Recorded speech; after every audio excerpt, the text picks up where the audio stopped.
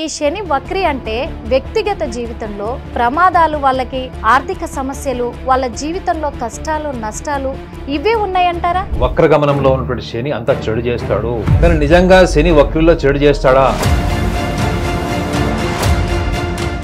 చాలా మంది జ్యోతిషులు ఎందుకు ఈ శని వక్ర ప్రభావం అని చెప్పేసి భయాందోళనకు గురి చేస్తున్నారంటారు. సగటు మనిషికి కూడా శని అనగానే ఒక రకమైన భయము, ఆందోళన ఉంటుంది. అంతా లాగేసుకుంటాడు, సర్వం లాగేసుకుని రోడ్డు మీద పెట్టేస్తాడంటే అపోహ ఉండడం వల్ల.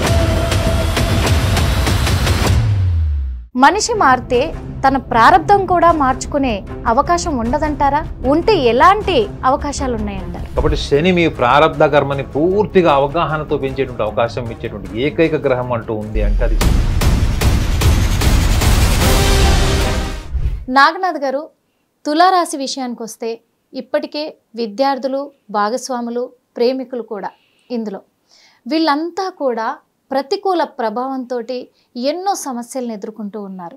కానీ ఇప్పుడు కొత్తగా మరి వక్రశని ప్రభావం కూడా చూపించబోతుంది అంటున్నారు. అంటే ఈ వక్రశని ప్రభావము ఈ రాశి వాళ్లకు ఏమైనా మెరుగు ఫలితాలను ఇస్తుందంటారా, లేకపోతే ఇంకా వాళ్ళని కష్టాల్లోకే తోసేయబోతుందంటారా? ముందుగా హిట్ టీవీ ప్రేక్షకులందరికీ కూడా నమస్కారం. తులారాశి వాళ్ళకి వక్రశని. సో ఈ తులారాశి వాళ్ళకి చతుర్థ పంచమాధిపతి అయినటువంటి గ్రహము శని గ్రహం. ఈ 13వ తారీఖు జూలై మాసం 2025 నుంచి 28వ తారీఖు నవంబర్ మాసం 2025 వరకు వీళ్ళకి వక్ర శని అంటే తిరోగమనంలో శని గ్రహము వాళ్ళకి కుంభరాశి వైపు ప్రయాణిస్తాడు. అయితే వీళ్ళ తులారాశి వాళ్ళకి చాలా మంది కూడా ఒక జిజ్ఞాస ఏంటంటే, ఈ వక్ర శని అన్నది అనుకూలమా ప్రతికూలమా? సంపూర్ణంగా అనుకూలమే. సంపూర్ణంగా అనుకూలమే. అయితే ఈ తులారాశి వాళ్ళకి ఒక విషయం గమనించాలి. అంటే వీళ్ళకి వీళ్ళ స్వభావమే వాళ్ళ కంట్రోల్లో ఉండదు మేడం. వాళ్ళ స్వభావము, వాళ్ళ ఆలోచన విధానము, వాళ్ళ ప్రతిస్పందన అన్నది ప్రకృతిలాగా ఉంటుంది మేడం. అంటే they are most natural human beings. అంటే ఎట్లా ఎక్కువగా సందర్భాన్ని బట్టి ఉంటారు తప్ప ఒక ప్రణాళికబద్ధంగా, నాటకీయంగా, టాక్ట్ఫుల్గా ఉండడానికి వీళ్ళు ఇష్టపడరు. ఒకవేళ సందర్భం వచ్చింది తప్పదు అనుకుంటే తప్ప, అదర్వైజ్ మీరు వాళ్ళల్లో రియాక్షన్స్ కానీ, కమ్యూనికేషన్ కానీ, నిర్ణయాలు కానీ ఏమన్నా కానీ వాళ్ళు చాలా క్విక్గా వాళ్ళ ప్రవర్తనలో, వాళ్ళ నిర్ణయాల్లో మీకు ఈజీ కనిపిస్తుంది.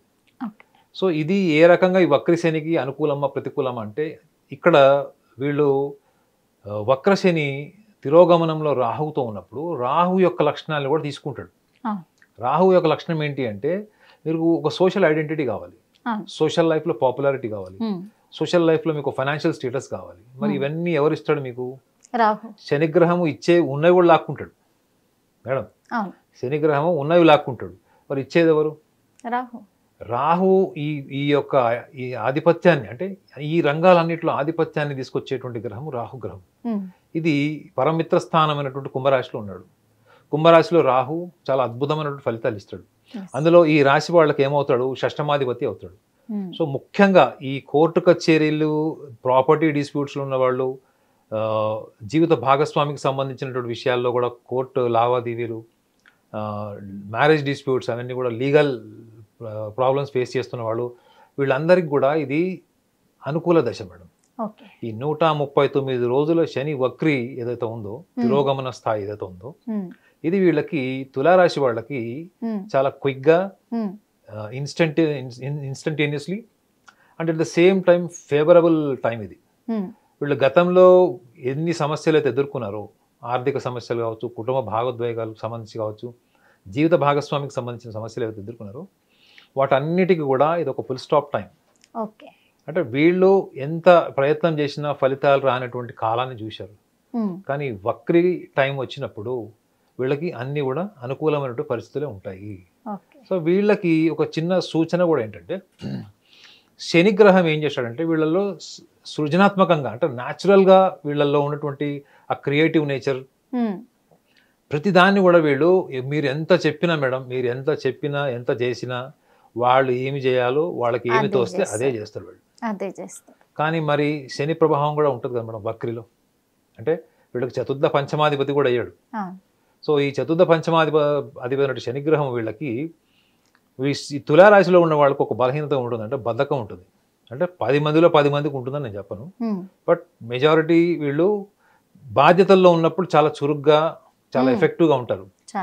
వీళ్ళకి బాధ్యతలు లేవు, ప్రశాంతంగా ఫ్రీ టైం ఉందనుకుంటే వాళ్ళకి ఓన్గా, అంటే వాళ్ళ సొంతంగా వాళ్ళకి వాళ్ళు ఒక ఆచరణ లేకపోతే వాళ్ళు ఏదైనా ఒక అంబిషన్ గోల్ సెట్ చేసుకున్నప్పుడు అంత చురుకుదనం ఉండదు మేడం. అంటే వేరే వాళ్ళ బాధ్యతల్లో ఉన్నటువంటి చురుకుదనము వీళ్ళ సొంత విషయానికి వచ్చేటప్పటికి వీళ్ళకి రేపు తీద్దాం ఎల్లుంది అని ఒక క్యాజువల్ యాటిట్యూడ్ ఉంటుంది. సో మరి శనిగ్రహం క్యాజువల్గా ఉంటే రిజల్ట్స్ ఇవ్వడు కదా మేడం. చెరుకు రసం పిండినట్టు మీ శరీర శ్రమని మీ మానసిక శ్రమని కూడా పిండేస్తాడు. సో అంటే శనిగ్రహం యొక్క క్రమశిక్షణకు సంబంధించినటువంటి ఈ పరీక్షను కూడా వీళ్ళు ఎదుర్కొనే టైం కూడా ఇదే, అర్థమైందండి. కాబట్టి వీళ్ళు ఏమనుకోకూడదు, ఈ టైంలో ముఖ్యంగా 139 రోజులు ఏదో శని వక్రి ఉందో దీంట్లో వాళ్ళు ఇది కేవలం పరీక్షా కాలం అని అనుకోవాలి. కానీ ఫలితం ఇస్తుందా లేదా, ఇంత నిర్దాక్షిణ్యంగా ఉన్నటువంటి శనిగ్రహము ఈ వక్రి కాలంలో రాహువుతోని భౌతికంగా కావాల్సినటువంటి ఈ సుఖ సంతోషాలు కానీ గుర్తింపు కానీ హోదాని ఇస్తాడా? 110% ఇస్తాడు మేడం, 110% ఇస్తాడు. ఎందుకంటే తులారాశి వాళ్ళు ఏదైనా పని చేసేటప్పుడు ఇచ్చిన పని కన్నా ఎఫెక్టివ్గా రిజల్ట్స్ ఇస్తారు మేడం, ఇచ్చిన పని కన్నా ఎక్కువ చేస్తారు వాళ్ళు. రెండోది ఒక బాధ్యత, మీరు ఇక్కడ ఈ ఛానల్లో యాంకర్ మేడం, యాంకర్ బాధ్యత మీద ఉంటుంది. సపోజ్ మీరు తులారాశి వాళ్ళు అనుకోండి, మీరు స్క్రిప్ట్ రైటర్ ఉంటారు, యాంకర్ ఉంటారు, ఇంకా చాలా పనులు మీరు హ్యాండిల్ చేస్తారు, సమర్థవంతంగా చేస్తారు. అంటే ఏంటి, ఒక బాధ్యత నుంచి భిన్న బాధ్యతలు, అంటే డిఫరెంట్ రెస్పాన్సిబిలిటీస్ని కూడా వీళ్ళు అడాప్ట్ చేసుకొని ఆ శ్రమని స్ట్రెస్గా ఫీల్ కాకుండా ఒత్తిడిలో కూడా వాళ్ళ బ్యాలెన్స్ కోల్పోకుండా ఉన్నటువంటి గొప్ప లక్షణము ఈ తులారాశి వాళ్ళకు ఉంటుంది. సో ఇలాంటి లక్షణాలు గుర్తుపెట్టుకోండి. శనిగ్రహం ఎవరైతే బాధ్యతతో ఉండరో, ఇర్రెస్పాన్సిబుల్గా ఉంటారో, క్యాజువల్గా ఉంటారో, యారగెంట్గా ఉంటారో వాళ్ళ పట్లనే శని కొరడ తిప్పుతాడు తప్ప, ఎవరైతే బాధ్యత కలిగి ఉంటారో, ఎంపతి అంటే ప్రేమభావం కలిగి ఉంటారో, ఎదుటి వాళ్ళ విషయాలు కూడా బాధ్యత కలిగి ఉంటారో, సున్నితంగా ఉంటారో, క్షమాగుణం ఉంటారో వాళ్ళ పట్ల తీవ్రమైనటువంటి ప్రభావాన్ని ఈ వక్రగమనంలో చూపాడు, అనుకూల వాతావరణాన్ని సృష్టిస్తాడు. అయినా ఒక చిన్న డౌట్ సార్, ఎందుకంటే ఇప్పుడు శనిగ్రహం అనేది వ్యక్తిగత జీవితాల్లో కావచ్చు ఎట్లయినా కానీ వాళ్ళ ప్రభావం ఎలా ఉంటుంది అనేది మనకు ఒక మంచి దారిని చూపించడానికే, కష్టాన్ని అధిగమించడానికే చూపిస్తారు. కానీ ఈ కష్టాలు వచ్చినప్పుడు ఖచ్చితంగా నిలబడి పట్టుదలతో సాధించాల్సింది పోయి మరి సహజమైన ఈ మానవులు కష్టాన్ని ఎందుకు తీసుకోరు? అదృష్టం వస్తుందంటేనేమో ఆహ్వానిస్తూ ఉంటారు సంతోషంగా, కష్టాన్ని మాత్రము ఎప్పుడైనా కానీ తిట్టుకుంటూనే ఉంటారు. మన భాషలో చెప్పాలి అంటే కష్టాన్ని మాత్రం స్వాగతించారు. మరి ఆ కష్టం కూడా మంచి కోసమే కదా, పట్టుదలను పెంచడం కోసమే కదా, ఎందుకు తీసుకోరంటారు మేడం? శనిగ్రహం యొక్క స్వభావము నాణ్యత. అది మేడం మీ కళలు, మీ ఊహలు, మీ కోరికలు, మీ అహంకారంలో కూడా నాణ్యత ఉండాలి మేడం. ఏమి లేని వాడికి అహంకారం ఉంటుంది. అహంకారానికి ఒక క్వాలిఫికేషన్, ఒక సక్సెస్ స్టేటస్ అవసరం లేదు. అహంకారం అనేది ఎవరికైనా ఉంటుంది. ఎంత అధమస్థాయి వ్యక్తికి కూడా వాడి ఈగో, వాడి ప్రైడ్ వాడికి ఉంటుంది. సో మీ క్వాలిటీ ఏంటి madam? Me quality of ego. ఇప్పుడు సచిన్ టెండూల్కర్ వచ్చి నేను ప్రపంచంలో నేను నెంబర్ 1 బ్యాట్స్మెన్, నా అంత గొప్పవాడు లేడు అనుకుంటే ఎవరు ఏమనలేదు, ఎందుకంటే తను ఆల్రెడీ ప్రూవ్ చేశాడు కాబట్టి. సో మీ ఈగో కూడా నాణ్యత ఉండాలి మేడం. ఇప్పుడు నేను తెలుగు ఛానల్స్లో నేనే చాలా గొప్ప యాంకర్ని, నా వల్ల ఛానల్ బ్యాక్ బోన్ నేను అన్నప్పుడు మీరు ఆ స్థాయి సామర్థ్యం ఉందా, మీరు ఆ స్థాయి పర్ఫార్మెన్స్ ఇచ్చారా లేదా అన్నది మీ ముందు ఒక ప్రశ్న వస్తుంది. ఆల్రెడీ మీరు ఆ స్టేజ్ క్రాస్ అయిపోయారనుకోండి, మిమ్మల్ని క్వశ్చనే ఉండదు మీకు. అరే yes she deserve that the best anchors of the Telugu media అన్న ఆర్డర్ మీకు ఆటోమేటిక్గా అందరి మనసులో ఉంటుంది. సో శనిగ్రహము అహంకారం జోలికి వెళ్ళాడు మేడం. శనిగ్రహం నాణ్యత జోలికి వెళ్తాడు. ద క్వాలిటీ, ద పర్ఫార్మెన్స్, అదేవిధంగా the hard work, the planning, the procedure, vision, ఇవన్నీ కూడా శనిగ్రహం యొక్క లక్షణాలు. అర్థమైందండి? కేవలం మీరు అన్నట్టు ప్రతి మనిషి కూడా సుఖమే కోరుకుంటాడు. కానీ మీకు ఇంకొక విషయం కూడా చెప్పాలి, ప్రతి మనిషి డైలీ కష్టపడతాడు లేదా? ఖచ్చితంగా. కానీ కష్టపడుతూనే ఉంటాడు, అవునా? కానీ రోజు ఏమనుకుంటాడు? ఈజీ లైఫ్ కావాలని కోరుకుంటాడు. ఈజీ లైఫ్ కావాలని చెప్పి కష్టం వదిలేస్తున్నాడా? లేదు. చూడండి లాజిక్ చూడండి. ఒక ఆర్డినరీ పర్సన్ ఎప్పుడు కష్టపడుతూనే ఉంటాడు, కానీ కష్టాన్ని ఇష్టపడాడు. చూసారా, అదే కానీ మీరు నీళ్ళలోనే ఉంటారు కానీ నీళ్ళు ఇష్టం లేదంటే ఎలా ఉంది? నిజంగా ఎవరైనా కానీ ఇప్పుడు కష్టపడితేనే రేపు సుఖపడతాము అనే దానికంటే ఈ కష్టం వద్దురా బాబు సుఖం వస్తే బాగుండు అనుకుంటారు. అందుకే మేడం దానికి ఏంటి టైం, దశ, మహర్దశ, అంతర్దశ, అనుకూల దశ, ప్రతికూల దశ అంటాం చూడండి. ఎవరికి రావాల్సిన ఐడెంటిటీ వాళ్ళకి వస్తుంది మేడం. కానీ మీరు ఎంత నాణ్యతతో కూడినటువంటి శ్రమనిచ్చారు ప్రకృతికి, ఎంత కష్టపడ్డారు, ఈ కష్టము నాణ్యతతో పాటు మీకు ఎంత విజన్ ఉంది, ఈ విజన్ని నమ్మే వాళ్ళే టాప్ పొజిషన్కి వస్తారు మేడం. చాలా మందికి చెప్పుకుంటారు అదే నాకు అది ఉంది ఇది ఉంది చెప్తారు, కానీ వాళ్ళే నమ్మరు మేడం. చూడండి, నేను సినిమా యాక్టర్ అయిదాం అనుకుంటాడు ఒకడు, ఫేమస్ పొలిటీషియన్ అవ్వాలనుకుంటాడు, ఎంటర్ప్రెన్యూర్ కావాలనుకుంటాడు, కానీ ఫస్ట్ వాడిని వాడు నమ్మాడా లేదా?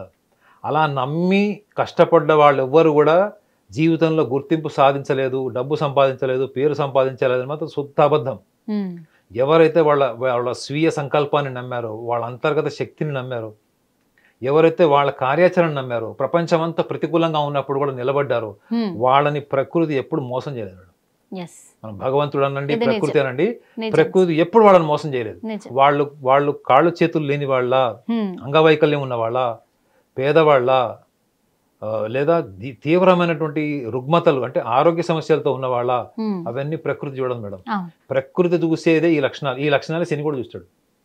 సో కాబట్టి శని జాతకంలో మీ యొక్క నాణ్యతతో కూడినటువంటి శ్రమని, శారీరక శ్రమని, మానసిక శ్రమని, అట్ ద సేమ్ టైం మీలో ఎంత రిఫ్లెక్షన్ ఉంది అంటే మీరు ఎదుర్కొంటున్నటువంటి సమస్యల నుంచి మీరు ఏం నేర్చుకుంటున్నారు ఎలా ఉందండి.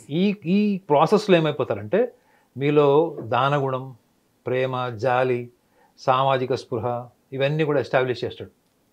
ఇవన్నీ ఎస్టాబ్లిష్ చేసిన తర్వాత మీరు గమనించేది ఏంటంటే మీకు డబ్బు కన్నా చాలా గొప్ప ఆలోచనతో మీకు ప్రేమ పెరుగుతుంది madam. More than your identity, more than your financial position, you will start loving something beyond this two categories. చాలా మంది డబ్బు పేరుకే పడిపోతారు, కానీ దీనికంటే ఒక ఉన్నతమైన స్థాయికి తీసుకెళ్లేటువంటి క్రమంలో శనిగ్రహం యొక్క పాత్ర వ్యక్తిగత జాతకంలో అట్ ద సేమ్ టైం గోచార రీత్యా కూడా చాలా బ్యూటిఫుల్గా దాని డిస్క్రిప్షన్ ఇచ్చారు ఆస్ట్రాలజీలో. సో కాబట్టి ఇక్కడ మనం తులారాశి వాళ్ళకు కూడా ఒక విషయాన్ని చెప్పాలి ఏంటంటే, తులారాశి వాళ్ళు కూడా అత్యున్నతమైనటువంటి ప్రేమ కోరుకుంటారు madam. They don't like identity, గుర్తుపెట్టుకోండి. They want people to love them. చూడండి మేడం, నన్ను మీరు ప్రేమించాలి అని కోరుకోవడం వేరు, మీరు నన్ను గుర్తించాలని కోరుకోవడం వేరు. ఈ తులారాశి వాళ్ళు ప్రేమించబడడానికి ఇష్టపడతారు మేడం. ఇది వాళ్ళలో గొప్ప లక్షణము, చాలా అడ్మైరబుల్ ఉంటుంది. వీళ్ళు ఒక్కసారి ఒకళ్ళకి కనెక్ట్ అయ్యారనుకోండి మేడం, ఇక వీళ్ళు ప్రాణం కూడా ఇచ్చేస్తారు వాళ్ళ కోసం.